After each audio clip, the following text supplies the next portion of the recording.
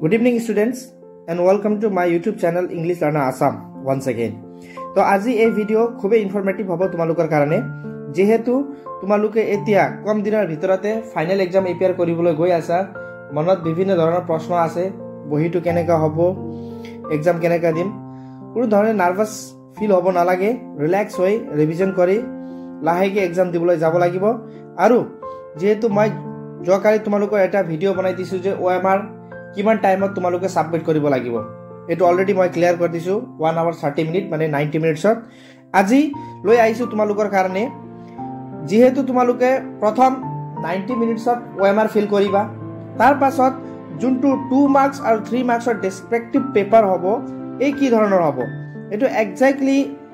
সেৱা ফালৰ পৰা এবাৰ তোমালোকে সেম টু সেম কপি দেখিবলৈ পাবা যেতিয়া তোমালোকে পৰীক্ষা দিবলৈ যাব আফটাৰ 90 মিনিটস তোমালোকে এই কপিটো লিখিবলৈ আৰম্ভ কৰিব লাগিব তো লিখাৰ আগত কি কৰিব লাগিব তোমালোকক অলপ মই আজি এই ভিডিওত ক্লিয়াৰ কৰি দিম যদি আমি সবৰকে প্ৰথমবাৰ চাও তেন্তে ওপৰত চাবা ইউজ বোথ সাইড মানে তোমালোকে প্ৰথম পেজ এৰি যেতিয়া আনসাৰটো লিখিবলৈ আৰম্ভ কৰিবা তেতিয়া বোথ সাইডে ইউজ কৰিব লাগিব তাৰ পাছত দিয়া আছে ফুল নেম অফ ইনভিজিলেটৰ মানে সাৰ বাইদেউ যোনে ডিউটি কৰিব তোমালোকৰ ক্লাছত তেখেতে ইয়াত ফুল সিগনেচাৰ হ'ব তাৰ তলত যদি চোৱা তেনেহলে তোমালোকে ৰোল পোৱা আৰু নাম্বাৰ আর রোল আর নাম্বার তোমালোকে এডমিটত দেখা পাবা एग्जांपल মই দিছো জেনেগা B14-645 নাম্বারটো হল 0025 ঠিক তেনে ধৰণে নেক্সট দিয়া আছে সাবজেক্ট যি সাবজেক্ট পৰীক্ষা হ'ব তাতে তোমালোকে প্ৰশ্ন কাগজত পাই যাবা এটো লিখিবা আৰু তাৰ পাছত আছে গ্ৰুপ এই গ্ৰুপটো খুবেই কনফিউজ হ'ব পাৰিবা ইয়াতে তোমালোকে এই গ্ৰুপটো ব্যৱহাৰ হ'ব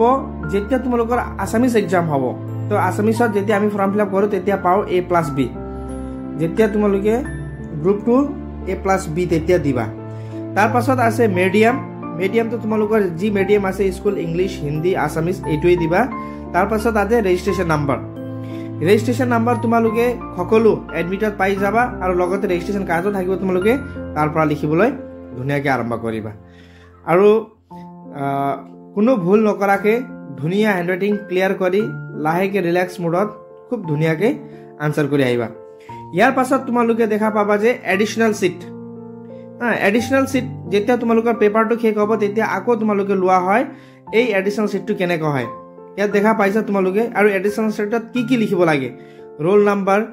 গ্ৰুপস মিডিয়াম আৰু ৰেজিষ্ট্ৰেচন নাম্বাৰ তোমালোকক অলৰেডি ইয়াত কোৱা হৈছে সাবজেক্ট আৰু ৰোল নাম্বাৰ আৰু ৰেজিষ্ট্ৰেচন আৰু মিডিয়াম কি কেনেকৈ লিখিব লাগিব আৰু তলত তোমালোকে দেখিছা ৰোল আছে